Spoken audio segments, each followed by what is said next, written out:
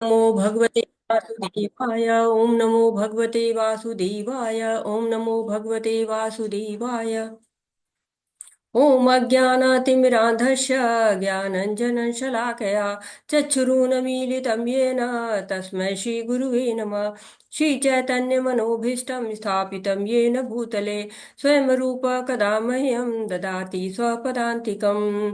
वन्देऽहं श्रीगुरु श्रीयुतपदकमलं श्रीगुरून् वैष्णवांश्च श्रीरूपं साग्रजातं सगण रघुनाथ अन्वितं तं सजीवम् साद्वैतं सावधूतं परिजनसहितं कृष्ण चैतन्य देवं श्री राधा कृष्ण पादान सगललिता श्री विशाखा अन्वितांश्च।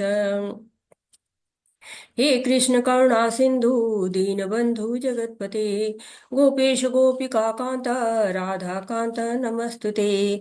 तप्त कांचन गौरांगी राधे वृंदावनेश्वरी विश्वानुसुते देवी प्रणमामि हरिप्रिये।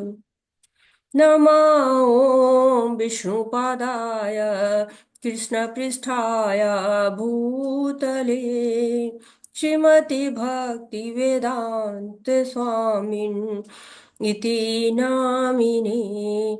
नमस्ते सरस्वती देवे गौरवाणी प्रचारिणी निर्विशेष शून्यवादी पाश्चात्यदेशतारिणे। जय श्री कृष्ण चैतन्य प्रभु नित्यानंद श्री अद्वैत गदाधर शिवासादि गौर भक्तवृंद। हरे कृष्ण कृष्ण कृष्ण हरे हरे हरे राम राम राम हरे हरे। हरे कृष्ण कृष्ण कृष्ण हरे हरे हरे राम राम राम हरे हरे। हरे कृष्णा। सभी को शिला प्रभुपाद जी के द्वारा शिला प्रभुपाद जी की जय हो। हरे कृष्णा। तो आज का सत्र करने के पहले जैसे हम हमेशा भगवान को याद करते हैं, उसके बाद जो है वो अपने जो आध्यात्मिक गुरु हैं शीला प्रभुपाद जी, उनको नमन करते हैं। साथ ही साथ श्री श्री राधा गोविंदा मंदिर के अध्यक्ष नमो निष्ठा दास प्रभु जी को नमन करते हैं, जो इस ऑनलाइन पाठ्यक्रम को उन्होंने शुरू किया था और लाखों लोग इसको लाभान्वित हो चुके हैं। और उन्होंने बड़ा सुंदर सा मंदिर बना रखा है जिसमें कि बहुत सुंदर सुंदर जो है कार्यक्रम होते रहते हैं, भक्तजन उसका लाभ उठाते रहते हैं। साथ ही साथ अपने सारे आचार्यों को, शिक्षा गुरुओं को, दीक्षा गुरुओं को नमन करते हैं। और आप सबको इस 18 दिनों में भगवत गीता समझने की इस यात्रा में 12वें दिन में आपका स्वागत करते हैं और पांचांग प्रणाम करते हैं। हरे कृष्णा। तो आज का अध्याय ही बहुत स्पेशल अध्याय है। जैसे कि हम कई बार से कह रहे हैं, इस अध्याय का नाम ही भक्ति योग है। भक्ति से युक्त हो जाना, योग का अर्थ होता है युक्त हो जाना, भक्ति से युक्त हो जाना। तो जैसे हम पहले ही कह चुके हैं कि ये भगवत गीता को 3 भागों में बांट दिया गया है, और सबका जितना भी इसमें लिखा हुआ है ना, उसका सबका लक्ष्य क्या है? भक्ति है। हमारे जीवन का मुख्य उद्देश्य भी भक्ति है। कैसे? क्यों? उद्देश्य भगवत धाम जाना है, लेकिन रास्ता तो कैसे? भक्ति से होकर ही जाता है ना। भक्ति करेंगे तभी तो जाएंगे। और पूरी भगवत गीता हमको जो है वो भक्ति के बारे में बताती है। आदि अंते च मध्य च सर्वत्र हरि गीयते। हर जगह जो है सर्वत्र भगवान का गायन होता है। और 1 से 6 अध्याय हमको कर्म मिश्रित भक्ति बताते हैं कि कर्म करके कैसे हम भक्ति कर सकते हैं।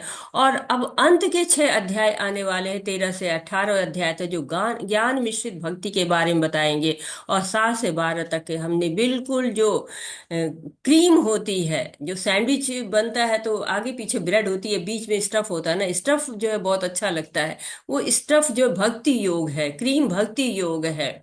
और भक्ति योग तो 7वें से 12वां अध्याय, लेकिन 12वां अध्याय क्या है? मुकुट मणि कहा जाता है। क्यों? क्योंकि जैसे मुकुट होता है ना, मुकुट आप देखते हैं तो मुकुट आपको बड़ा अच्छा लगता है, जो उसमें मणि होती है बड़ी सी बीचों बीच में, वो बड़ी सुंदर लगती है। तो ये अध्याय आपको उसी मणि की तरह से चमकता रहता है। कल 11वां अध्याय हमने पढ़ा था। 11वें अध्याय में भगवान ने अपने विराट स्वरूप का जो है दर्शन कराया था।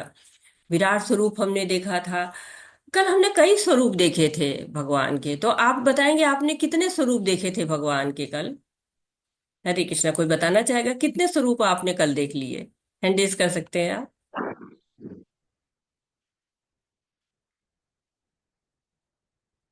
श्रुति माता जी, हरे कृष्णा। हरे कृष्णा माता जी। हरे। माता जी, कल हमने एक तो विराट रूप देखा, उसके बाद फिर हमने चतुर्भुज रूप देखा, उसके बाद फिर हमने उनका दो भुजाओं वाला श्याम सुंदर रूप देखा। जी जी माता जी, और कोई बताना चाहता है?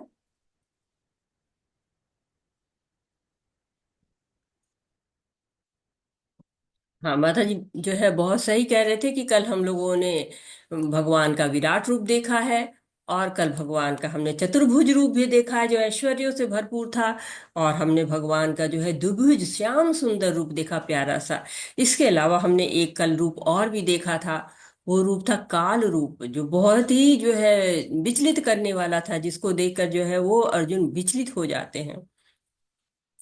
अब हम 12वें अध्याय भक्ति पे आते हैं। भक्ति कोई वन वे प्रोसेस नहीं है, टू वे प्रोसेस है। हम अगर भक्ति करते हैं भगवान की, जनरली हमको लगता है हम भगवान की सेवा कर रहे हैं, लेकिन भगवान तो उससे भी ज्यादा हमारी सेवा करते हैं, आदान प्रदान करते हैं। भगवान कहते हैं ये यथा माम प्रपद्यन्ते तास्ते भजामि हम। तो जितना जैसी हम सेवा करते हैं भगवान की, वैसे ही हमको आदान प्रदान होता रहा। दो तरफा है भक्ति। और जब हम भक्ति करते हैं तो हम भगवान के प्रिय बन जाते हैं। भगवान हमारे प्रिय जब हो जाते हैं तो हम भी भगवान के प्रिय हो जाते हैं। तो भक्ति क्या है, भगवान आज अपने मुख से हमें बता रहे हैं। वैसा नहीं कि पहली बार बता रहे हैं, उन्होंने दूसरे अध्याय में ही हमको बता दिया कि हम शरीर नहीं, हम आत्मा है। और उससे हम जब जान जाते हैं कि हम शरीर नहीं आत्मा है, तो हम भगवान तक कैसे पहुंचे? ज्ञान के द्वारा पहुंच सकते हैं, कर्म के द्वारा पहुंच सकते हैं, भक्ति के द्वारा पहुंच सकते हैं। तो भक्ति के भी कई रास्ते हैं। और ये अध्याय बताता है हमको उस रास्तों के बारे में। बहुत छोटा अध्याय है, 20 श्लोकों के माध्यम से हमको भगवान समझा देते हैं। एक तरह से जब हम इस तरह की चीजें देखते हैं ना, तब हमें लगता है कि नहीं, भगवत गीता तो भगवान की ही वाणी है। नहीं तो 20 श्लोकों में कैसे इस भक्ति योग को समझाया जा सकता है? भगवान महिमा बता रहे हैं भक्ति की। छोटा सा अध्याय है, बहुत भक्ति का है, बहुत गूढ़ है, समझना कठिन होता है।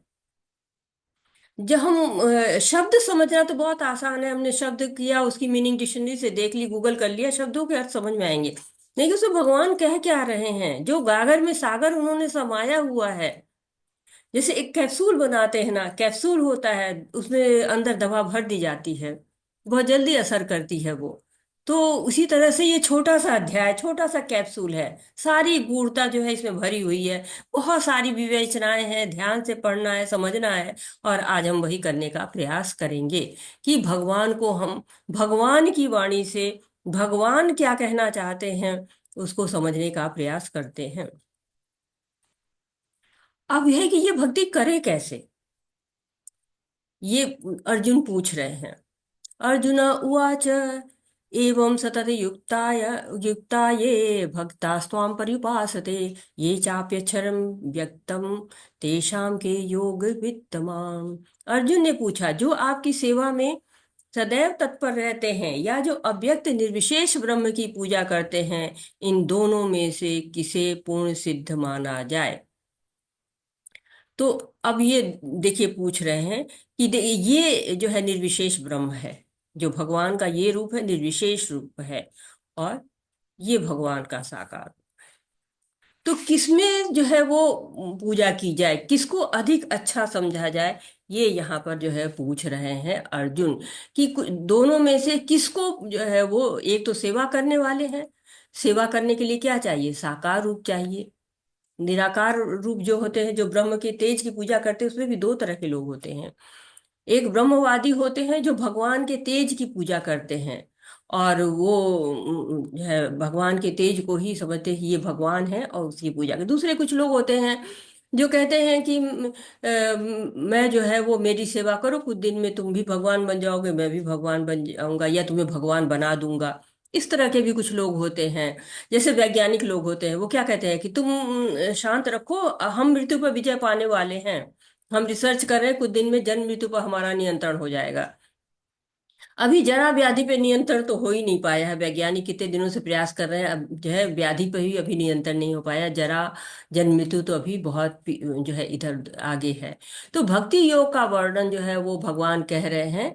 और दूसरे अध्याय में उन्होंने किया कि हम शरीर नहीं आत्मा है, और आत्मा क्या है, भगवान का नित्य दास है। छठे अध्याय में बताया कि हम भगवान के अंश हैं, हमें उन तक पहुंचना है। तो ज्ञान के द्वारा भी हम भगवान तक पहुंच सकते हैं, ध्यान के द्वारा भी हम परमात्मा तक पहुंच सकते हैं। और आठवें अध्याय में तो भगवान कहते हैं कि जीवन भर मेरा नाम लो और अंत काल में तुम मेरा नाम लेके भगवत धाम पहुंच जाओगे। तो ये निष्कर्ष एकाएक नहीं आ रहा है कि हाँ हमें जो है वो भगवान की भक्ति करनी है। तो निराकार रूप क्या है? निराकार रूप हमारे जो इंद्रियों के जो गुण है उसमें समाता नहीं है। कैसे? इंद्रियां देखती हैं, सुनती हैं, स्पर्श करती हैं, बोलती हैं। अब निराकार को तो ना देख सकते हैं, ना स्पर्श कर सकते हैं, ना उनके गुण गा सकते हैं, ना उनकी लीला सुन सकते हैं। तो पढ़ना जो है वो जो निराकार रूप को अगर हम पढ़ के भी जानना चाहते हैं तो संस्कृत में लिखा हुआ 22 साल तो लग जाएंगे हमें संस्कृत पढ़ने में। 11 साल हमको साधारण संस्कृत सीखने में लगता है, और उपनिषदों की जो संस्कृत होती है वो उससे भी ज्यादा कठिन होती है, 11 साल और लग जाएगा, तो 22 साल। लेकिन साकार भक्ति बड़ी आसान होती है, जब करिए, प्रसाद बनाइए, भोग लगाइए, प्रसाद खाइए, आसान है। ज्ञानी ध्यानी लोग बहुत कठिन तपस्या करते हैं, और कभी कभी इतनी तपस्या करते हुए खुद भी कठोर हो जाते हैं। और परिश्रम से संबंध बन गया तो ठीक है, अगर नहीं संबंध हुआ तो बड़ा जो है फ्रस्ट्रेटेड हो जाते हैं। लेकिन भक्ति में क्या है, भगवान के जो है कठिनाई आई, भगवान के हाथ जोड़ लिया, भगवान जो है कृपा करो मेरे के ऊपर। तो ज्ञानी ध्यानी जो लोग होते हैं स्वयं प्रयास करते हैं, लेकिन जो भक्त होता है वो स्वयं ही प्रयास नहीं करता, वो भक्ति करता है, सब कुछ भगवान पे छोड़ देता है। अब ये तो हमारी समझ है, हम कहाँ से इतनी योग्यता लाएंगे? हमारे अंदर तो इतनी योग्यता है ही नहीं कि हम समझ पाए कि ये दोनों में श्रेष्ठ कौन सा है। हमारी बुद्धि तो इतनी योग्य ही नहीं है कि ये निर्णय कर सके, क्योंकि जो कार्य हम करते हैं वही हमको सही लगता है। हम गलत लगे तो हम करें ही क्यों? हमको दूसरे का काम गलत लगता है कि वो जो कर रहा है वो गलत है, लेकिन हमें स्वयं का कार्य बहुत अच्छा लगता है, तो पूछे किससे? बताएगा कौन? जय भगवान। इसीलिए अर्जुन भगवान से पूछ रहे हैं कि बताइए कि दोनों में क्या श्रेष्ठ है। भगवान बता सकते हैं हमको, क्योंकि वही पूर्ण है, हम तो पूर्ण है नहीं। ईशोपनिषद में कहा गया है ना कि ओम पूर्णमदः पूर्णमिदं पूर्णात् पूर्णम् उदच्यते पूर्णस्य पूर्णमादाय पूर्णमेवावशिष्यते। तो भगवान हमारे पास है नहीं, लेकिन भगवान की वाणी है, जो शास्त्र हैं उनसे समझते हैं। और हमारे अंदर चार दोष हैं, हम अपने आप से निर्णय नहीं ले सकते हैं। तो पूछ रहे हैं अर्जुन, और भगवान उनको क्या बता रहे हैं ये हम पढ़ते हैं।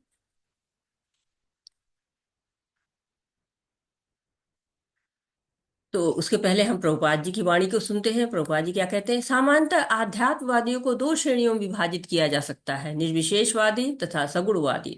सगुणवादी भक्त अपनी संपूर्ण शक्ति से परमेश्वर की सेवा करता है। निर्विशेषवादी भी कृष्ण की सेवा करता है, किंतु प्रत्यक्ष रूप से न करके वह अप्रत्यक्ष ब्रह्म का ध्यान करता है। इस अध्याय में हम देखेंगे कि परम सत्य की अनुभूति की विभिन्न विधियों में भक्ति योग सर्वोत्कृष्ट है। यदि कोई भगवान का सानिध्य चाहता है तो उसे भक्ति करनी चाहिए। जो लोग भक्ति के द्वारा परमेश्वर की प्रत्यक्ष सेवा करते हैं वे सगुणवादी कहलाते हैं। जो लोग निर्विशेष ब्रह्म का ध्यान करते हैं वे निर्विशेषवादी कहलाते हैं। यहाँ पर अर्जुन पूछता है कि इन दोनों में से कौन श्रेष्ठ है। यद्यपि परम सत्य के साक्षात्कार के अनेक साधन है, किंतु इस अध्याय में कृष्ण भक्ति योग को सबों में श्रेष्ठ बताते हैं। तो प्रभुपाद जी बता रहे हैं हमको कि दो तरह के लोग होते हैं, एक तो निर्गुणवादी होते हैं, कुछ सगुणवादी होते हैं। यानी कि जो लोग, कुछ लोग जो है वो भगवान से प्रत्यक्ष रूप से जुड़ जाते हैं, प्रत्यक्ष सेवा करते हैं। और कुछ लोग निर्विशेष ब्रह्म या निराकार का ध्यान करते हैं, जिसका कोई रूप नहीं होता है। अब रूप नहीं होगा तो सेवा कैसे करेंगे? केवल ध्यान कर सकते हैं। परंतु ध्यान करना भी ये जो है निराकार में बहुत मुश्किल होता है। अगर आपको ध्यान लगाना है, खाली दीवार पड़ी है तो बड़ा मुश्किल है। लेकिन अगर उसी पे एक कान्हा का चित्र लगा दिया जाए तो बड़े आराम से ध्यान जाता है जो है ये। तो विधि कौन सी आसान है? अर्जुन भगवान की द्विभुज रूप को चाहते हैं, ये पहले ही देख चुके हैं कि भगवान से कहते हैं विराट रूप हमको नहीं चाहिए, चतुर्भुज रूप नहीं चाहिए, या द्विभुज रूप में लाइए। लेकिन अभी भी अर्जुन मान नहीं रहे हैं, वो कह रहे, कन्फर्म कर रहे हैं क्योंकि हम जैसे लोगों को के लिए है ना, हम लोग नहीं समझ पाते हैं। तो इसीलिए वो कंफर्म कर रहे हैं कि नहीं, बताइए साकार रूप की पूजा करनी चाहिए श्रेष्ठ है या कि निराकार रूप की पूजा करनी श्रेष्ठ है। और शुद्ध भक्त तो हमेशा कीर्तन करता है, श्रवण करता है, भगवत गीता पढ़ता है, भागवतम पढ़ता है, भोग बनाता है, मंदिर की साफ सफाई करता है। भगवान का भक्त इसी तरह लगा रहता है। लेकिन कुछ लोग ये भी सोचते हैं कि नहीं, भक्ति तो बड़ी आसान है, क्योंकि कहते हैं ना कि भक्ति का रास्ता आसान है। तो आसान तो कंपैरेटिवली है, इतना भी आसान नहीं है। जब मंदिर में कहते हैं ना कि मंदिर में जाइए तो कितना काम रहता है वहां पे। और कोई विशेष अगर पर्व हो जाता है तो और काम बढ़ जाता है, राधा अष्टमी आ गया, जन्माष्टमी आ गया तो और काम बढ़ गया। लोग सोचते हैं मंदिर में जाइए, गाइए, बजाइए, नाचिए बड़े आराम से, लेकिन वहां ब्रह्म मुहूर्त में 3 साढ़े 3 बजे लोग उठ जाते हैं, भक्त लोग बहुत सारे कार्य करते हैं मंदिर की साफ सफाई सुंदरता के लिए। कई लोग ऐसे होते हैं कि जब घर में कुछ कलह आया, क्लेश आया, तो वो तुरंत चल देते कि नहीं चलो मंदिर चले जाते हैं। लेकिन वहां की दिनचर्या देखते हैं तो बहुत जो है वो भाग खड़े होते हैं कि नहीं, ये तो बहुत ही मुश्किल कार्य है। तो भगवान की सेवा करने के लिए भी तप करना पड़ता है। अब देखते हैं कि भगवान जो है क्या आंसर देते हैं। अभी हमने प्रभुपाद जी की वाणी को सुना, उन्होंने बताया भगवान क्या कह रहे हैं। श्री भगवान उवाच मय्यावेश्य मनो ये माम नित्य युक्ता उपासते श्रद्धया परयोपेतास्ते मे युक्त तमा मतः। श्री भगवान ने कहा, जो लोग अपने मन को मेरे साकार रूप में एकाग्र करते हैं और अत्यंत श्रद्धा पूर्वक मेरी पूजा करने में सदैव लगे रहते हैं, वे मेरे द्वारा परम सिद्ध माने जाते हैं। तो भगवान क्या कर रहे हैं, साकार रूप में एकाग्र करते हैं। मैया वेश्य बनो ये मां, मुझ में आवेशित करो, अपना मन मुझ में आवेशित कर दो। जनरली हम कहते हैं ना, जब हमारे पैसे होते हैं तो हम कहते हैं निवेश में कर दो, निवेश कर दो इसका। यहाँ करे आवेश करो, मेरे में लाओ मन को अपने। नित्य युक्ता उपासते, नित्य जो है वो उपासना करते हैं। परम सिद्ध वो लोग होते हैं जो भगवान की जो है वो उपासना करते हैं, भगवान की जो है वो श्रद्धा पूर्वक पूजा करते हैं और भगवान के परम परायण बनते हैं। तो भगवान इन लोगों की जो है वो कह रहे हैं कि साकार रूप मेरा श्रेष्ठ है। लेकिन जो लोग अपनी इंद्रियों को वश में करके तथा सबों के प्रति समभाव रखकर परम सत्य की निराकार कल्पना के अंतर्गत उस अव्यक्त की पूरी तरह पूजा करते हैं, जो इंद्रियों की अनुभूति के परे है, सर्वव्यापी है, अकल्पनीय है, अपरिवर्तनीय है, अचल तथा ध्रुव है, वे समस्त लोगों के कल्याण में संलग्न रह के अंततः मुझे प्राप्त करते हैं। तो कह रहे हैं लेकिन जो निराकार रूप में मेरी पूजा करते हैं वो भी आसान नहीं है। क्योंकि जो सच्चिदानंद की जो साकार रूप की पूजा करते हैं वो तो भक्त है, परम सिद्ध है, माने ही जाते हैं।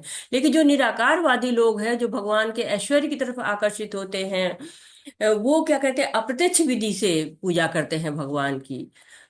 पूजा भगवान की ही करते हैं और भगवान के जो है वो एक रूप को प्राप्त भी करते हैं। लेकिन निराकार रूप होने के कारण रस नहीं मिलता है उनको, आनंद वो नहीं आता है। क्योंकि आत्मा क्या करती है, हमेशा आनंद अनुभव करना चाहती है। आनंद पाने के लिए कहते हैं कि वो समाज कल्याण करने लगते हैं, परोपकार के कार्य करने लगते हैं। और जब यश प्रशंसा मिल जाती है तो कभी कभी अहंकार भी आ जाता है, भोक्तापन भी आ जाता है, तो पतन हो जाता है। लेकिन कुछ लोग जो विचलित नहीं होते हैं, जो उस रास्ते पर चलते रहते हैं और वो भगवान तक पहुंच जाते हैं, वो भगवान की जो है वो प्राप्ति भी कर लेते हैं। तो दोनों रास्तों से भगवान की प्राप्ति होती है। लेकिन हाँ, एक में आनंद है, भगवान की सेवा है, और दूसरे में जो है वो अपने इंद्रियों को नियंत्रण करके और भगवान में ध्यान लगाना है। क्लेशोऽधिकतरस्तेषां व्यक्तासक्तचेतसाम् अव्यक्ता हि गतिर्दुःखं देहवद्भिर्वाप्यते। जिन लोगों के मन परमेश्वर के अव्यक्त निराकार स्वरूप के प्रति आसक्त हैं, उनके लिए प्रगति कर पाना अत्यंत कष्टप्रद है। देहधारियों के लिए उस क्षेत्र में प्रगति कर पाना सदैव दुष्कर होता है। तो क्लेश है यहाँ पर, ये जो है निराकार स्वरूप वालों की बात हो रही है, जो लोग भगवान के निराकार रूप की पूजा करते हैं। और हम लोगों ने पढ़ा हुआ है छठे अध्याय में कि वो लोग यम नियम आसन प्राणायाम प्रत्याहार धारणा ध्यान समाधि करते हैं, सब त्याग देते हैं। तो भगवान का जो ये निराकार रूप है ये भी अचिंत है, अव्यक्त है। और वो भी भगवान तक ही लेके जाता है, लेकिन थोड़ा सा कष्ट देता है। क्योंकि निराकार स्वरूप जो होता है उसकी जो उसका रास्ता है वो थोड़ा सा जो है वो आनंद नहीं है उसमें। और सारी इंद्रियों का नियमन पहले आवश्यक, बहुत सारे यम है, बहुत सारे नियम हैं। तो भगवान जो है स्पष्ट यहाँ कर दे कि दो तरह के लोग हैं, एक साकार सेवा करने वाले, एक निराकार सेवा करने वाले। निराकार लोग जो है उनके रास्ता थोड़ा सा क्लेश भरा है, कष्टप्रद है। क्योंकि संसार से विरक्ति भी तो इतनी आसानी से नहीं आती है ना। तो वो विरक्ति आने के लिए क्या चाहिए, भगवान का टेस्ट चाहिए। उस टेस्ट को बढ़ाने के लिए बहुत कठिन परिश्रम करना पड़ता है। क्योंकि वो भगवान की सेवा करने में बड़ी जल्दी टेस्ट आने लगता है, लेकिन निराकार पर ध्यान लगाना बहुत मुश्किल होता है। लेकिन साकार रूप देखते जाना, और साकार रूप की सेवा करने के लिए पहले से आपको वैराग्य होने की जरूरत नहीं होती है, शुद्धि की जरूरत नहीं होती है। आप साकार रूप की सेवा करते करते धीरे धीरे जो है शुद्धि होने आपकी अपने आप होती रहती है। तो इसीलिए निराकार रूप जो है वो थोड़ा कष्टप्रद लगता है, जबकि साकार रूप बहुत ही आसान होता है। अगर आप भगवान की जो है वो पूजा करना चाहें या भक्ति करना चाहें, तो आप किस योग में करना चाहेंगे? आप जो है निराकार की सेवा करना चाहेंगे या साकार की सेवा करना चाहेंगे? हरे कृष्णा। यानी रूमा माता जी, हरे कृष्णा। और क्यों करना चाहेंगे ये भी बताइए। माता जी, हम मेरे को लगता है हम सब जो साकारवादी है, हम लोग सब साकार रूप की पूजा करते हैं। और साकार रूप जैसे आपने बोला कि थोड़ा इजी है। मुझे लगता है जो लोग ब्रह्मा कुमारी वाले होते हैं वो लोग शायद निराकार रूप की पूजा करते हैं। तो वो जैसे कि आपने बताया कि काफी कठिन है, तो साकार रूप इजी है, हम उसमें ज्यादा इजीली ध्यान कर सकते हैं। माता जी, जी, हरे कृष्णा। हरे कृष्णा माता, बहुत बहुत धन्यवाद। अभिषेक प्रभु जी, हरे कृष्णा। हरे कृष्ण माता जी। माता जी, मैं साकार रूप की मतलब पूजा करना चाहता हूँ, क्योंकि जैसे उसमें भगवान की विग्रह की सेवा करनी रहती है, सब कुछ हर प्रकार की सेवा करनी रहती है, तो इससे भगवान में ध्यान आसानी से लग जाएगा। लेकिन अगर हम निराकार रूप की पूजा करेंगे तो हमारा जैसे मन बहुत चंचल है, उसे एकाग्रित करना, उसे भगवान के ध्यान में लगाना उतना आसान नहीं है। इसमें काफी समय लग सकता है। तो इसीलिए सबसे ज्यादा आसान और जल्दी होने वाला साकार रूप की पूजा करना ही है। जी प्रभु जी, बहुत बहुत धन्यवाद। माधुरी माता जी, हरे कृष्णा। कृष्ण माता जी हम शाकाहारी पूजा करना चाहेंगे, क्योंकि जब हम सुबह उठते हैं ब्रह्म मुहूर्त में, नहाते धोते हैं और अपने पूजा रूम में जाते हैं, तो पहले उनको साफ करते हैं। साफ करते हैं, फिर भगवान को उठाते हैं, उनका स्नान कराते हैं। उनसे हमें प्रेम होता है, फिर उनका साकार रूप हमें दिखता है सामने, तो प्रेम हो जाता है उनका कि इनको यहाँ पे हमने कराना है। जी बहुत बहुत हमें भोग लगाना, सब कुछ करना है, इसलिए फिर हमें उनसे प्रेम हो जाता है, इसमें शाकाहारी पूजा करना। बहुत बहुत धन्यवाद माता जी। मीतू माता जी, हरे कृष्णा। हरे कृष्णा माता जी। माता जी, मुझे जो समझ आता है वो ये है कि निराकार निराकार बहुत कठिन है। परंतु जैसे कि हम कठिन के लिए अपने आप को पहले तैयार करते हैं, तो जो तैयारी होती है वो है साकार रूप में पूजा करना। क्योंकि साकार में क्योंकि हम प्रत्यक्ष रूप में चीज, क्योंकि हमारा मन जो है ना हमेशा चीजों को देखता है कि हमने कुछ किया तो हमें सामने दिखना चाहिए, हमारा एफर्ट दिखना चाहिए। जैसे हम भगवान का श्रृंगार भी करते हैं तो हम देखते हैं कि भगवान कितने सुंदर लग रहे हैं, उसका रस हमें मिलता है, तो उससे हमारे अंदर भाव प्रकट होते हैं। तो वो भाव प्रकट जब तक ना हो तब तक निराकार की तरफ जाना बहुत मुश्किल है। निराकार वो रूप है जहाँ पे आप पूरा प्रेममयी हर चीज में परमात्मा को ही देखते हो। तो साकार एक तरह से हमारी प्रिलिमिनरी एग्जामिनेशन है वहां तक, निराकार तक पहुंचने के लिए। जी माता जी, तो बहुत बहुत साकार धन्यवाद। बहुत समय की जो जरूरी है है। थोड़ी समस्या है, इस वजह से मैं रोक रही हूँ आपको। तो सॉरी। हरे कृष्ण। हरे कृष्णा माता जी, बहुत बहुत धन्यवाद। बाकी प्रश्न के उत्तर हम दूसरे लोगों से बाद में लेंगे, और प्रश्न के माध्यम से। सॉरी इसके लिए, क्योंकि समय का थोड़ा सा एक है। तो ये तु सर्वाणि कर्माणि मयि सन्न्यस्य मत्परा अनन्येनैव योगेन मां ध्यायन्त उपासते तेषामहं समुद्धर्ता मृत्यु संसार सागरात् भवामि न चिरात् पार्थ मय्यावेशित चेतसाम्। जो अपने सारे कार्यों को मुझ में अर्पित करके तथा अविचलित भाव से मेरी भक्ति करके मेरी पूजा करते हैं और अपने चित्तों को मुझ पर स्थिर करके निरंतर मेरा ध्यान करते हैं, उनके लिए हे पार्थ मैं जन्म मृत्यु के सागर से शीघ्र उद्धार करने वाला हूँ। तो यहाँ पर बता रहे हैं कि भक्ति करना आसान है क्योंकि थोड़ा विचलन कम होता है इसमें, जबकि निराकारवादी लोग पहले संसार को छोड़ते हैं। तो संसार को छोड़ना क्योंकि बहुत मुश्किल होता है, हमने एक अपना छोटा सा संसार बनाया होता है, तो कई बार लोग को उस संसार की याद आने लगती है और उस पर वापस आ जाते हैं। और देहाभिमान होता है जीव में, तो शरीर रूप में जो है पहचान लेते, देह का अभिमान होने के कारण कहीं पर घर छोड़ के जाना, इंद्रियों पर नियंत्रण करना, भौतिक अस्तित्व का त्याग करना मुश्किल होता है। जब भगवान का निराकार स्वरूप है वो सर्वव्यापी भी है, अकल्पनीय भी है, अपरिवर्तनीय भी है, अचल भी है, अटल भी है। लेकिन एक चीज है कि उसकी अनुभूति हम इंद्रियों से नहीं कर सकते हैं। और कलयुग की समस्याएं भी है कि पवित्र स्थान नहीं है, एकांत स्थान नहीं है। माताओं को, बच्चों को अगर स्वामी घर का छोड़कर चला जाए तो पालन पोषण की समस्या आ जाती है, तो ये माँ थोड़ा कठिन है। लेकिन भक्ति में कोई बाधा नहीं है, आपको युक्त होना है। आपके जो भी घर परिवार सबको आप युक्त कर सकते हैं भगवान में। तो पहले से शुद्ध होने की भी आवश्यकता नहीं है, कुछ छोड़ने की भी आवश्यकता ही नहीं है, बल्कि सब कुछ युक्त कर देना की। जैसे कि पेड़ के पत्ते के फल हम चढ़ाते हैं तो पेड़ को भी युक्त कर देते हैं, और अगर हम कोई फूल चढ़ाते हैं वो भी युक्त कर देते हैं। हम भजन कीर्तन करते हैं तो उसमें भी जो कीट पतंगे होते हैं वो भी युक्त हो जाते हैं। तो भगवान कहते हैं कि मैं जन्म मृत्यु जरा व्याधि से लोगों का उद्धार करता हूँ। ये भव सागर है ना जो दिख रहा है, इस भव सागर से जो है भगवान हाथ पकड़ के ले जाते हैं, क्योंकि ये बहुत बड़ा जो है वो सागर है। भव सागर इसको कहा जाता है। इसको जो है इससे निकलने के लिए भगवान के हाथ की जरूरत होती है। जो इसमें फंसा हुआ है इस सागर में वो तो निकाल ही नहीं सकता है ना। जो उसके पास से जो है वो सागर से बाहर जो है, वही डूबते हुए के कौन बचा सकता है? जो स्वयं बाहर खड़ा हो, जो स्वयं डूब रहा हो कैसे बचा पाएगा? और भगवान में सत चित आनंद है। सत है, भगवान शाश्वत है, चित्त ज्ञान से परिपूर्ण है, आनंद देने वाले हैं। वो भगवान की जो है वो प्राप्ति करने के लिए जो भक्त जो है वो प्रयास करता है। आत्मा जो है आनंद के लिए प्रयास करती है। आनंदमय अभ्यासा, आनंद कहाँ मिलना है? भगवान के पास ही मिलना है। और भगवान के भक्ति है ना, भगवान के पास जाते हैं और भगवान की सेवा करते हैं। लाख सहस्त्रों लक्ष्मियां जो है वो भगवान की सेवा कर रही हैं, और भगवान कहते हैं ना, गारंटी वारंटी सब देते हैं कि तुम आ जाओ और तुम अगर अंत समय में मुझे याद करोगे तो मुझको प्राप्त कर पाओगे। यम यम वापि स्मरण भावे तजन्ते कलेवरम तम तमेवेति कौन्तेय सदा तद भाव भाविता।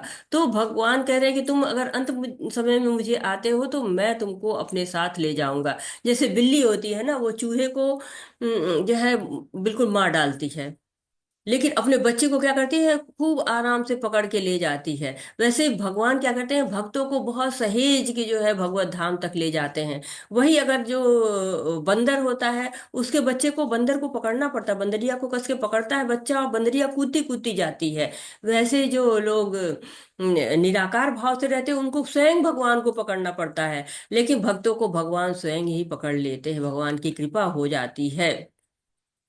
अब यहाँ से आगे भक्ति के जो है लेवल्स की बात हो रही है कि भक्ति जो है वो क्या, कैसे भक्ति एक एक लेवल आगे बढ़ती है, या कैसे भक्ति के लेवल्स को जो है करते हैं। तो कहते हैं मय्येव मन आधस्तो मयि बुद्धि निवेश्य निवशसि मय्येव अत ऊर्ध्वम न संशय। अब मुझ भगवान में अपने चित्त को स्थिर करो और अपनी सारी बुद्धि मुझ में लगाओ, इस प्रकार तुम निसंदेह मुझ में सदैव वास करोगे। तो भगवान की भक्ति के अलग अलग स्तर हैं, और पहला स्तर उन लोगों के लिए है जो भगवान कृष्ण के प्रति बिल्कुल जो है वो हो गए हैं, उनका अनुराग बढ़ गया, अनन्य भक्ति करना शुरू कर चुका है उन्होंने, और भगवान कृष्ण के अलावा और किसी को समर्पित ही नहीं है। एक ही चिंतन करते हैं, भगवान के जो है चिंतन करते हैं। जैसे भगवान ने कहा है ना कि तस्मात् सर्वकालेषु माम अनुस्मरन् युद्ध च। तो भगवान का चिंतन करो, युद्ध करो, तो वो इसको पालन करने लगते हैं। मन को जो है कहते हैं भगवान की मुझ में मन लगाकर युद्ध करो। मय्येव मन आधस्त्व, मुझ में जो है अपने चित्त को स्थिर कर दो, सारा कार्य मुझे समर्पित करते हुए कर दो। जैसे चिड़िया है, वो हमेशा अपने अंडों के साथ रहती है और बच्चों को बड़ा करती रहती है। माएँ क्या करती हैं, माएँ कार्य करती रहती हैं लेकिन हमेशा बच्चों पर अपना ध्यान लगाए रहती हैं। मछली अपने अंडों को देख देख कर बड़ा करती है। कछुआ दूर से बैठा हुआ अपने अंडों के बारे में चिंतन करते हुए उनको बड़ा करता है। वैसे ही भगवान के भक्त भी उनके साथ नहीं रहते हैं, पर हमेशा चिंतन करते रहते हैं और सबके साथ। लेकिन ये भी संभव नहीं हो पाता क्योंकि सब लोग भक्ति के सेम लेवल में तो है नहीं, समान स्तर सबका नहीं है। तो भगवान का चिंतन सबसे नहीं हो पाता। भगवान उनके लिए और भी विधियां रखे हुए हैं, उन विधियों से जो है वो भगवान का चिंतन किया जा सकता है। ये विधि एकदम शुद्ध भक्तों की है जो शुद्ध भक्ति करते हैं। अथ चित्तम समाधातु न शक्नोषि मयि स्थिरम अभ्यास योगेन ततो मामी इच्छाप्तु धनंजय। हे अर्जुन, हे धनंजय, यदि तुम अपने चित्त को अविचल भाव से मुझको स्थिर नहीं कर सकते तो तुम भक्ति योग के विधि विधानों का पालन करो। इस तरह तुम मुझे प्राप्त करने की चाह उत्पन्न करो। तो क्या कह रहे हैं, भगवान दूसरी विधि का वर्णन कर रहे हैं कि उन लोगों के लिए जो कृष्ण के प्रति आसक्ति नहीं है, अभी उतना मन नहीं लग रहा है, भक्ति के नियमों का पालन करना है, तो उसके लिए भक्ति के नियमों का पालन जैसे जैसे करते जाएंगे वैसे वैसे भक्ति जो है वो दृढ़ होती चली जाएगी, भक्ति में प्रगति होनी शुरू हो जाएगी। और इस तरह की भक्ति को हम वैधि भक्ति कहते हैं। जब आप लेवल 3 में जाएंगे तो आपको भक्ति रसामृत सिंधु पढ़ाया जाएगा। रूप गोस्वामी, हमारे शील रूप गोस्वामी हैं, बहुत बड़े जो है वो भक्त हैं। उन्होंने भक्ति का पूरा विज्ञान बताया हुआ है और उस भक्ति के विज्ञान को पढ़ करके आप जो है भक्ति करना सीख जाएंगे। तो बहुत सुंदर बुक है, लेवल 3 में जाके आपको पढ़ने को मिलेगी। जब आप लेवल 3 में जाएंगे तो और भी बुक्स आपको पढ़ने को मिल जाएंगी। तो उसमें ये वैधि भक्ति का वर्णन है कि कैसे नियमों का पालन करते हैं, कैसे जप करते हैं, कैसे भोग लगाते हैं, भगवान के प्रेम में प्रगाढ़ता लाने के लिए किस किस विधि का क्या से कार्य करते हैं। तो ये विधियों का ज्ञान कहाँ से होगा, गुरु के मार्गदर्शन में होगा। नियमों का पालन करना वो बताएंगे, कैसे ब्रह्म मुहूर्त में जगना चाहिए, महामंत्र का जप करना चाहिए, भोग लगाना चाहिए, प्रसाद ग्रहण करना चाहिए, मंगल आरती में पार्टिसिपेट करना चाहिए, भगवत गीता भागवतम पढ़नी चाहिए, सुननी चाहिए। और इस तरह से भगवान के प्रेम को पाया जा सकता है। कैसे अर्च विग्रह की कैसे सेवा की जाती है, नाम में क्या क्या अपराध हो जाते हैं जिनसे बचना चाहिए, सेवा में क्या क्या अपराध हो जाते हैं जिनसे बचना चाहिए, ये सारा विज्ञान जो है वो इस विज्ञान के साथ जो भक्ति की जाती है, गुरु के निर्देशन में की जाती है, वो वैधि भक्ति कहलाती है। उस भक्ति की भगवान यहाँ पे बात कर रहे हैं। अभ्यासेऽप्यसमर्थेषि मत्कर्म परमो भव मदर्थमपि कर्माणि कुर्वन् सिद्धिं वाप्स्यसि।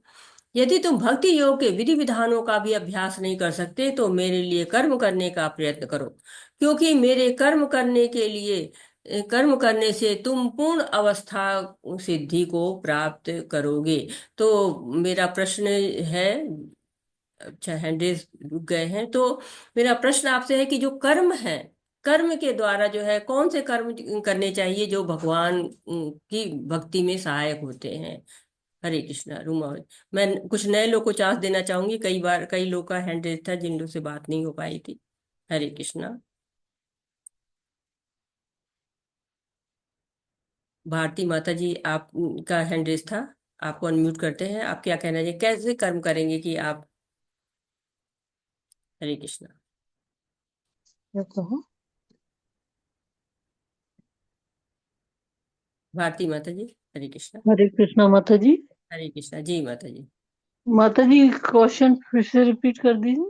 जैसे कि कर्म के द्वारा कहते हैं ना भक्ति की जाती, कौन से कर्म करेंगे तो वो भक्ति की श्रेणी में आएंगे, या भगवान की सेवा करेंगे, कीर्तन करेंगे, भजन करेंगे, श्रवण करेंगे और नाम जप करेंगे। बहुत सुंदर माता जी, बहुत बहुत धन्यवाद माता जी। तो हरे कृष्णा। कह रहे हैं कि भक्ति के लिए अगर भक्ति योग के विधि विधानों का अभ्यास नहीं कर सकते हो, अगर जो है वो विधि वैदिक भक्ति करने में आप असमर्थ है, नहीं कर पा रहे हैं, तो ऐसे लोग क्या करेंगे, जो भी कर्म कर रहे हैं उसको भगवान को समर्पित कर दें। जैसे कोई घर बना रहा है, उसमें कोई एक मंदिर बना दे। हरे कृष्णा सुषमा माता जी। हरे कृष्णा जी माता जी, अनम्यूट हो जाइए माता जी। हाँ जी, हरे कृष्णा माता जी। हरे कृष्ण। कर्म किए बिना तो मनुष्य रहेगा नहीं, कर्म तो करते ही करते हैं। और कर्म वाले अध्याय में हमने पढ़ा है कि 3 तरह के कर्म होते हैं, अकर्म, कर्म, अकर्म और विकर्म। तो हमें अकर्म करने चाहिए, विकर्म तो हुए बुरे कर्म, तो वो करके तो हम भगवान को पा नहीं सकते। अकर्म है जो कि हम भगवान के समर्पित करते हैं, जिसमें फल की इच्छा नहीं करते। कर्म करते हैं लेकिन उसमें फल की इच्छा नहीं करते, और अच्छे कर्म करने हैं, जी बात बिना किसी आसक्ति के भगवान को समर्पित करते हुए। और उन कर्मों से हमें भगवान की प्राप्ति हो सकती है। बाकी सुनना पढ़ना उनके बुक्स को, ये तो अलग है ही है। जी माता जी, बहुत बहुत धन्यवाद माता जी। हरे कृष्णा। मधु माता जी, हरे कृष्णा। हरे कृष्णा माता जी, दंडवत प्रणाम। धन्यवाद प्रणाम माता जी। कर्म की चर्चा हो रही है। कर्म बहुत ही विवादास्पद शब्द भी है, विषय भी है, और हमारे जीवन की बागडोर जो है वो सिर्फ कर्म से ही जुड़ी है। ईश्वर की भक्ति में कमी हो सकती है, पर हमारे कर्म जो है वही हमको आखिरी मोड़ तक ले जाते हैं। मृत्यु के समय भी ये दिखाते हैं कर्म कैसे थे, और उसका परिणाम और अंजाम वही है।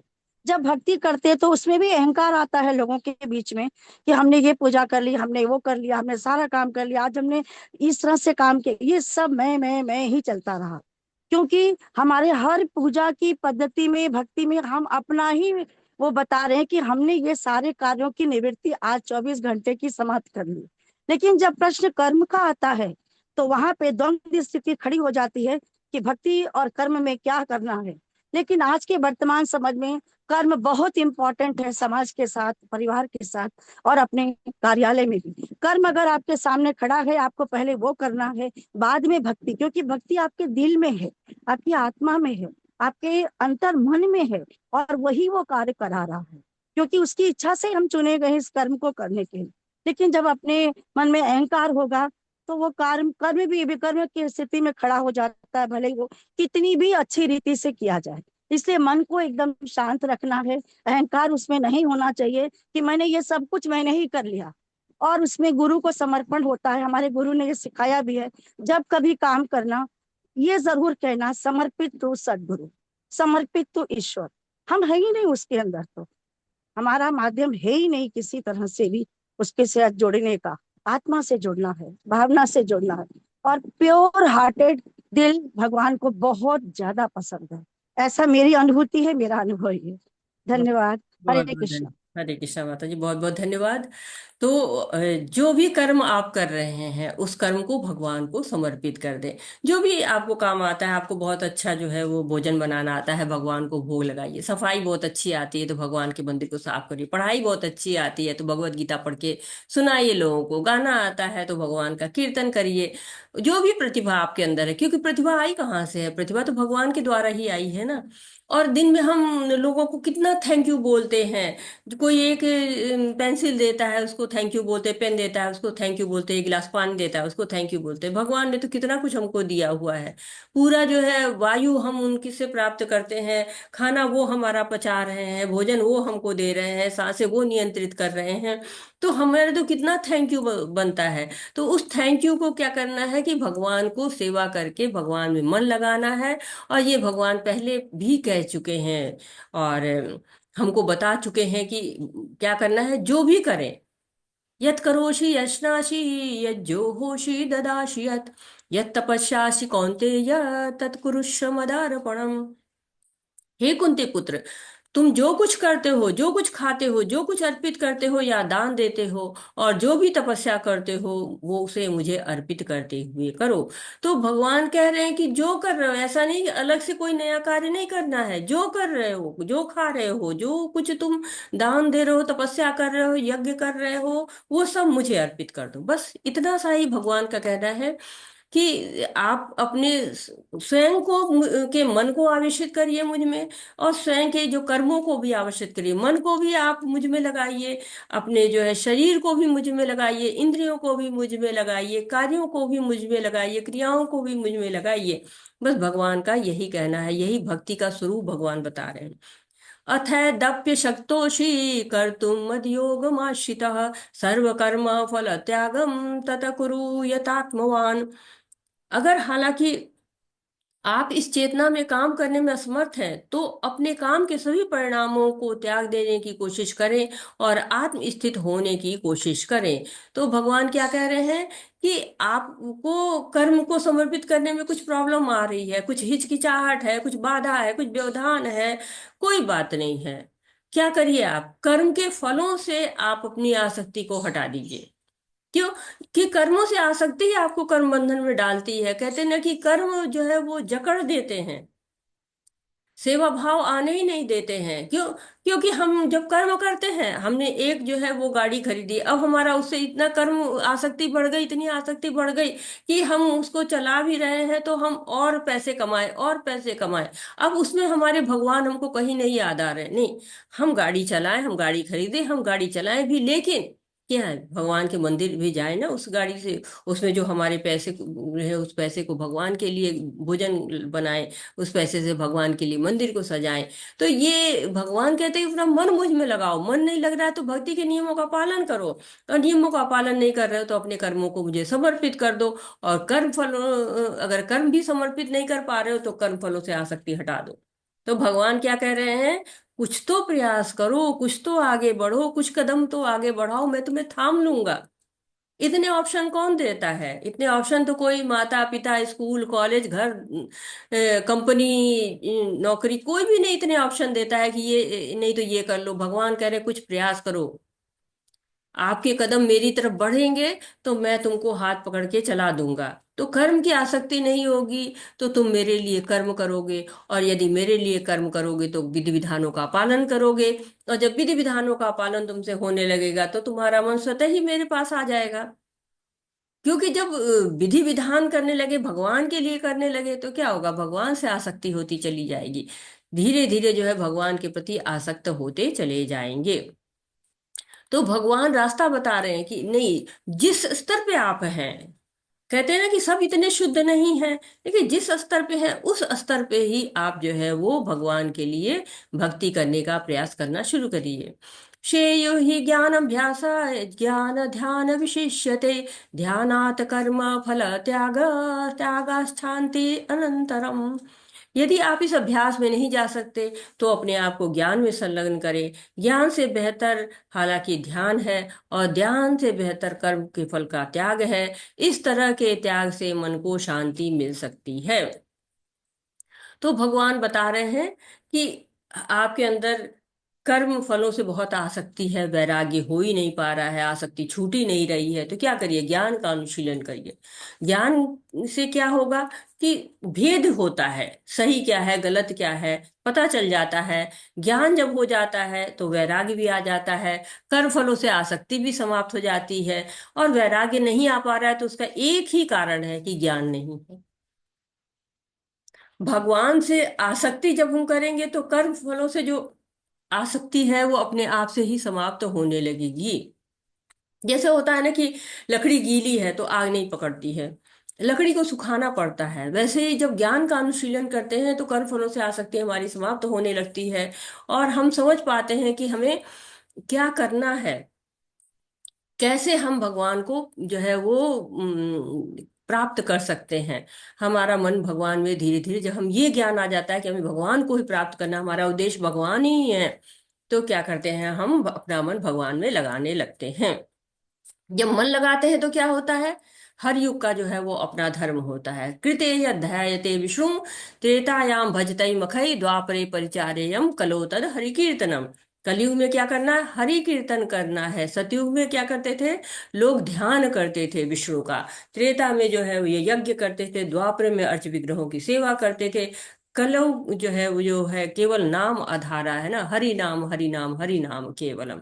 कलौ नास्ते यु नास्ते नास्ते गति अन्यथा।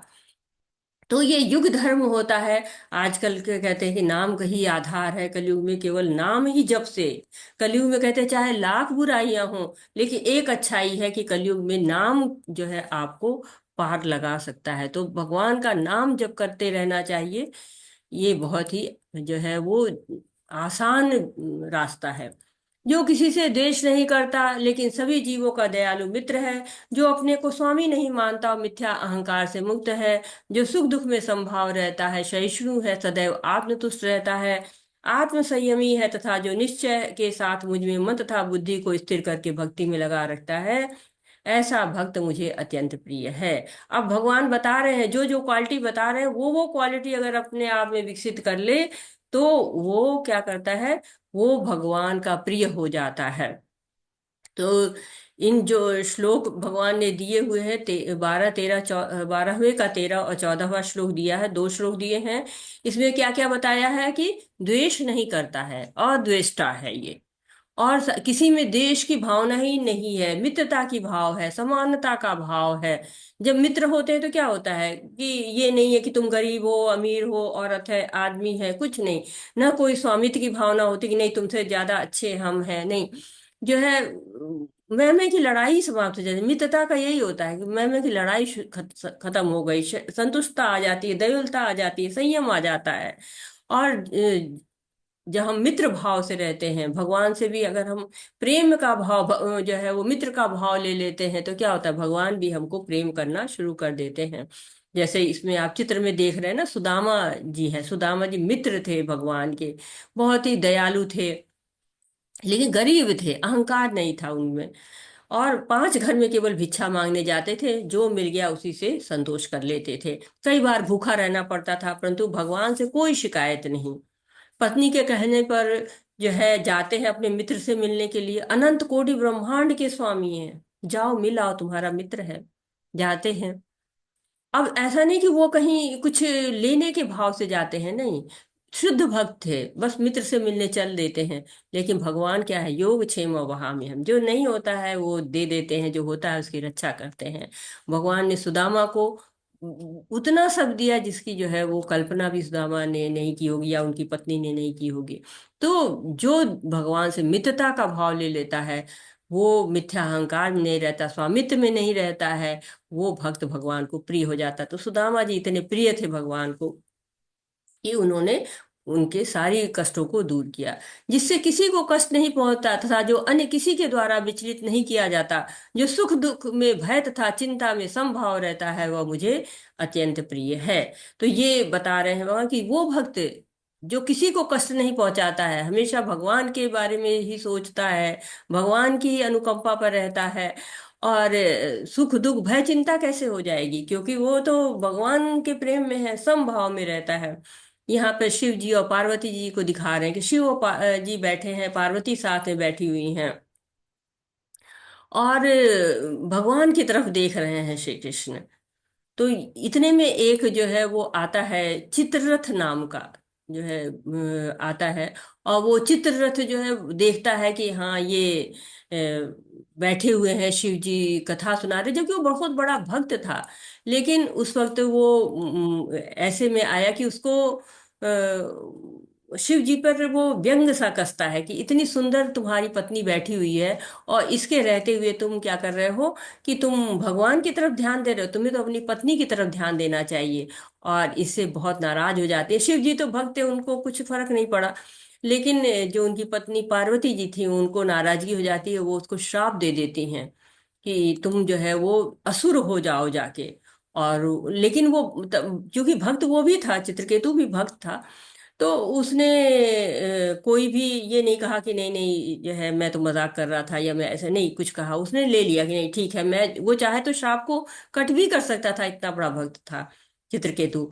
लेकिन वो कहता है कि ठीक है मैं असुर हो जाता हूँ, और वो बहुत बड़ा असुर हुआ, वृतासुर नाम का जो है असुर होता है, और उसकी इंद्र से भी लड़ाई होती है। इतना बली था वो कि सारे जो विपक्षी पर के जो हथियार होते थे ना, वो सब खा जाता था, सारा हथियार ही खा जाता था, इतना असुर था वो। और अब कैसे उसको मारा जाए, उस असुर को? तो दधीची जो ऋषि थे उनके पास जाते हैं देवतागण, और वहां उनसे जो है उनकी हड्डी मांगते, रीढ़ की हड्डी मांगते हैं। और कि ताकि वज्र बनाया जा सके, और वज्र बनता है और फिर उसको जो है वो मारा जाता है और जब मारा जाता है तो वो भगवान की बहुत ही अच्छी स्तुतियां करता है। तब सोचते हैं ये असुर होके कैसे स्तुति कर रहा है, तब पता चला ये श्राप के कारण असुर बना है। वैसे ये बहुत ही जो है वो बड़ा जो है वो भक्त रहा है। इसकी 3 जन्मों की कथा आपको भागवतम में पढ़ने को मिलेगी।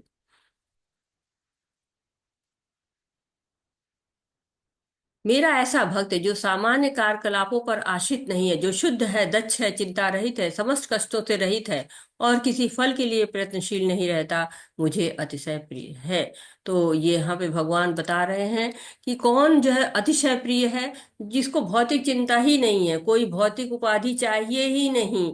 जैसे होता है ना कि लोग अपने पोस्ट से जगह जगह बताते हैं मैं तो इस पद पे कार्य करता हूँ, या मैं उस पद पर कार्य करता था, या मेरा ये है, मेरा वो है, कितना मैं होता है, कितनी उपाधियों से, कितने पदों से हम आसक्त रहते हैं।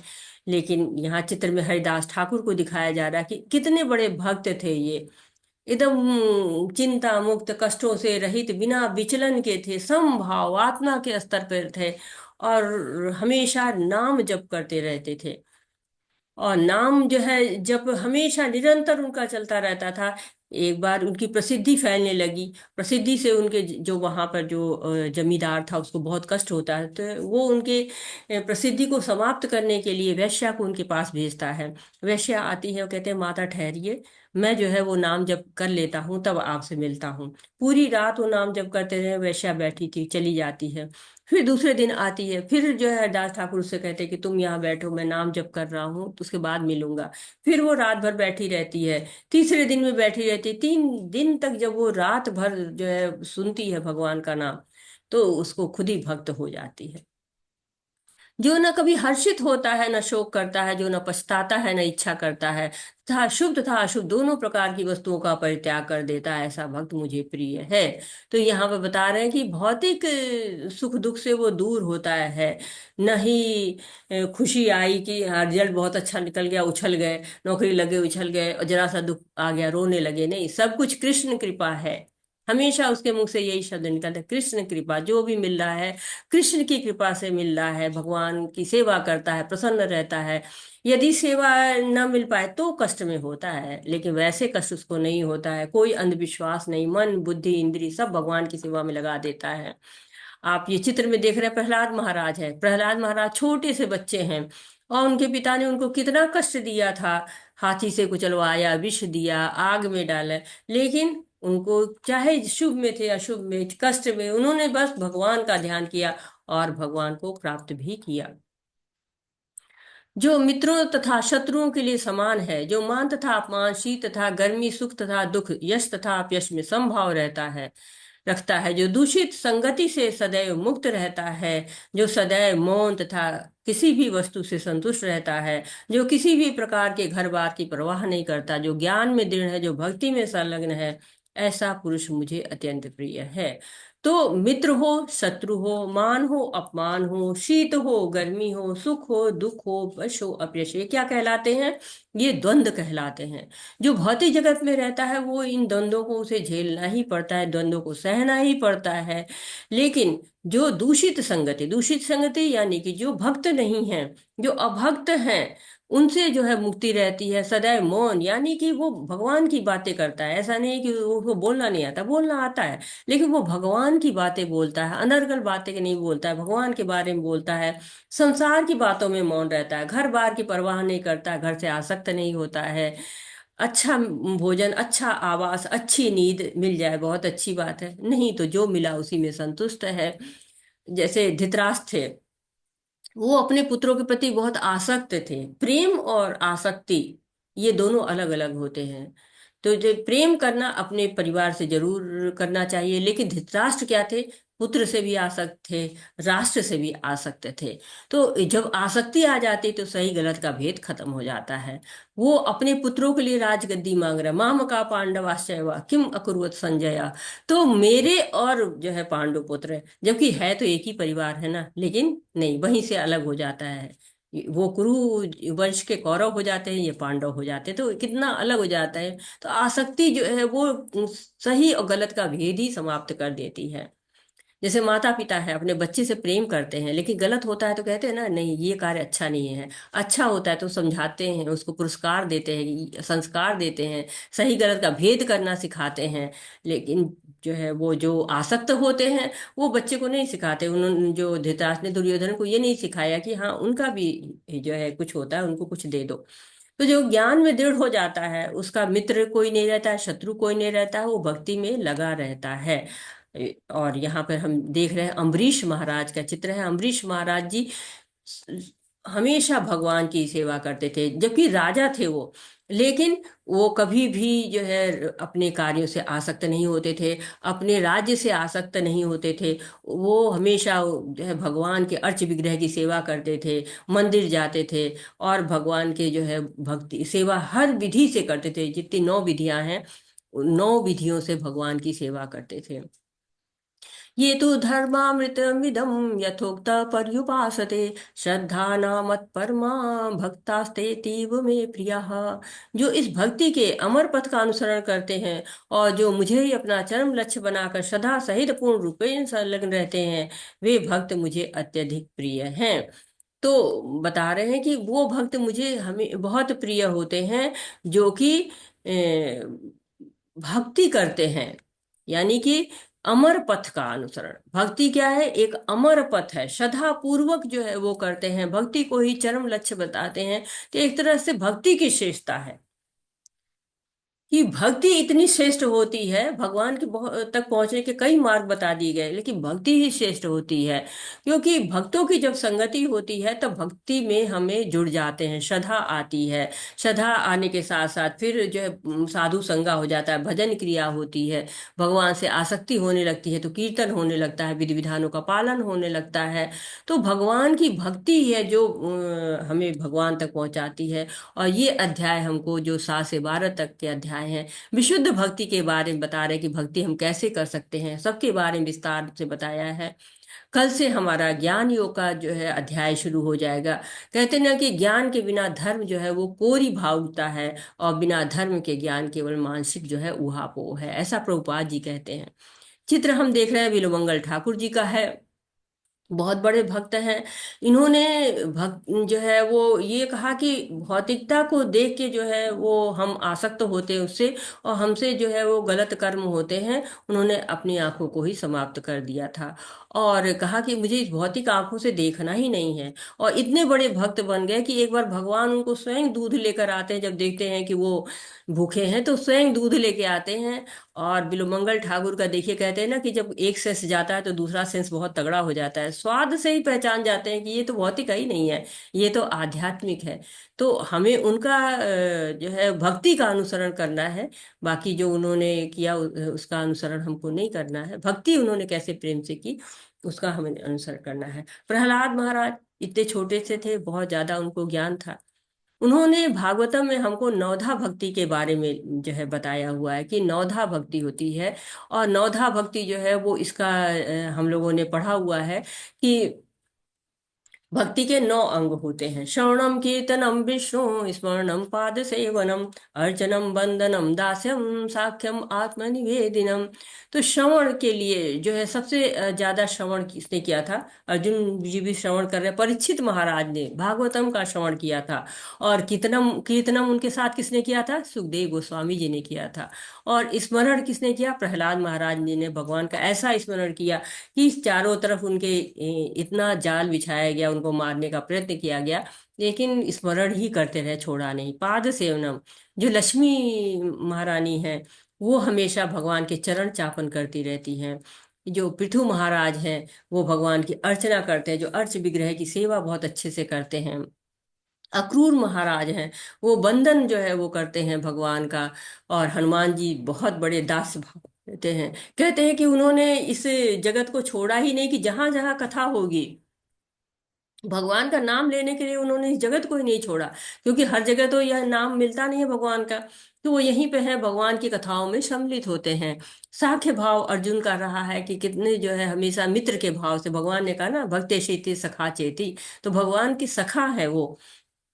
और साथ ही साथ जो आत्मनिवेदन बलि महाराज ने किया कि स्वयं को ही समर्पित कर दिया, उनको भगवान ने उनसे जो है वो मांगा था कि मुझे कुछ कदम दे दो, 3 कदम चाहिए थे उनको, तो अंतिम कदम में वो अपने शरीर को ही दे देते हैं।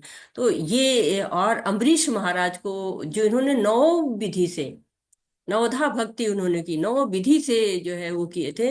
जो शील रूप गोस्वामी है वो कहते हैं, श्री विष्णु श्रवणे परीक्षित भवदे व्यासिकी कीर्तने प्रहलाद स्मरणे तद अंघ्र भजने लक्ष्मी पितु पूजने अक्रूरम तव अभिनवंदने कपिपतिर्दासे था सख्ये अर्जुन सर्वात्म निवेदन बले भूत कृष्ण प्रतिद एशाम परम। तो ये भक्ति का विज्ञान है। भक्ति किसने की, इतने अच्छे तरीके से भक्ति कैसे की, किसने की, ये जो है हमको रूप गोस्वामी जी हमको यहाँ पर बताते हैं। और उसी के आधार पर ये जो चित्र है ये पूरा बना हुआ है, जो रूप गोस्वामी जी का जो श्लोक है उसके आधार पर। और अब हम, हमारा ये जो पूरा हुआ है ये अध्याय, प्रभुपाद जी हमको इस अध्याय के बारे में क्या बता रहे हैं उनके वचन सुनते हैं। इस अध्याय में परम सत्य की जो निराकार धारणा वर्णित है उसकी संस्तुति उस समय तक के लिए की गई है जब तक मनुष्य आत्म साक्षात्कार के लिए अपने आप को समर्पित नहीं कर देता है। दूसरे शब्दों में, जब तक उसे शुद्ध भक्ति की संगति करने का अवसर नहीं प्राप्त होता, तभी तक निराकार की धारणा लाभप्रद हो सकती है। परम सत्य की निराकार धारणा में मनुष्य कर्म फल के बिना कर्म करता है और आत्मा तथा पदार्थ का ज्ञान प्राप्त करने के लिए ध्यान करता है। यह तभी तक आवश्यक है जब तक शुद्ध भक्ति की संगति प्राप्त न हो। सौभाग्यवश यदि कोई शुद्ध भक्ति में सीधे कृष्ण भावनामृत में संलग्न हो तो उसे आत्म साक्षात्कार के इतने सोपान पार नहीं करने होते। भगवत गीता के मध्य के 6 अध्यायों में जिस प्रकार भक्ति का वर्णन हुआ है वह अत्यंत हृदय ग्राही है। तो कितना सुंदर वर्णन है कि जो है हृदय को मनमोह लेने वाला है। निराकारवादी बहुत कष्ट सहते हैं, भगवान के लिए उनको आत्मा का ज्ञान हो जाता है, वो कहते हैं ना अहम ब्रह्मास्मि। परंतु जब ये ज्ञान हो जाए कि हम शरीर नहीं आत्मा है तो भक्ति करनी चाहिए, भक्तों का संग करना चाहिए। जैसे कि सुखदेव गोस्वामी है, पहले निराकार स्वरूप की उपासना करते थे, परंतु अपने पिताजी वेद व्यास से संपर्क में आते हैं तो क्या करते हैं, वो भक्त बन जाते हैं। जो चतुर कुमार है, वो जो ब्रह्मा जी के पुत्र हैं 4 कुमार, वो भगवान के चरणों का तुलसी दल खाते हैं, भक्त बन जाते हैं। तो इसलिए भक्ति में बहुत आनंद है। सब कुछ भूल कर श्री कृष्ण का जो है सेवा करनी चाहिए, हरे कृष्ण महामंत्र को जपना चाहिए, हमको भगवान का दास बनना चाहिए, केवल दिखावा करने के लिए, इस पर विश्वास करना चाहिए। शुद्ध भक्ति में जो दिव्य आनंद मिलता है ना, वो सागर के समान होता है। तो कुंती महारानी जो है भगवान से कहती थी, मतलब सोचिए वो स्तर क्या होगा, कितनी बड़ी भक्त थी वो कहती थी कि आप, मैं तो बहुत सौभाग्यशाली हूँ, आपने हमेशा जो है वो मेरे बच्चों को बचाया है, आज तक जो है मेरे पौत्र तक को बचा रहे हैं आप। तो कितनी बड़ी भक्त हैं कि कह रही हैं मुझे विपत्ति दो, क्योंकि विपत्ति में आप हमारे साथ रहते हैं। तो कौन है जो विपत्ति मांगता है, लेकिन नहीं, कुंती रानी कह रही है कि हम तो जाते हैं भगवान के पास तो कहते हैं नहीं नहीं, हमसे विपत्तियों को दूर रखो। लेकिन वो इतनी भक्ति कह रही, विपत्ति में तो आप हमारे पास आ जाते हो। वो ये नहीं कहती कि आप सर्व कारण कारणम है तो सारी विपत्ति आप हमको क्यों दे रहे हो, नहीं, वो क्या कहती है, कृष्णाय वासुदेवाय देवकी नंदनाय च नंद गोपाय गोप कुमाराय गोविंदाय नमो नमः, नमः पंकज नाभाय नमः पंकज मालिने नमः पंकज नेत्राय नमस्ते पंकज धरे। तो हमें भी भक्ति करनी चाहिए, अपनी चेतना को उतना ही शुद्ध बनाना चाहिए और भगवान का भक्ति करते रहना चाहिए। वाछाकल्पतरुभ्यश्च कृपा सिंधुभ्य एव च पतितानां पावनेभ्यो वैष्णवेभ्यो नमो नमः। अनंत कोटि वैष्णव वृंद की जय, शिला प्रभुपाद की जय, भगवद गीता की जय। हरे कृष्णा कृष्ण कृष्ण हरे हरे, हरे रामा राम रामा हरे हरे, हरे कृष्णा कृष्ण कृष्ण हरे हरे, हरे रामा राम रामा हरे हरे। हरे कृष्णा। सभी को, सभी का बहुत बहुत धन्यवाद। आपका कोई प्रश्न है, आपका कोई सुझाव है, आप कुछ ऐड करना चाहते हैं तो मोस्ट वेलकम। हरे कृष्णा सभी को, हरे कृष्णा।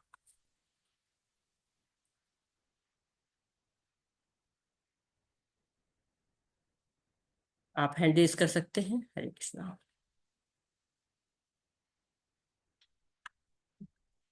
अनम्यूट कर लीजिए श्रुति माता जी। हरे कृष्णा। हरे कृष्णा माता जी। माता जी, ये स्लाइड 17 है ना,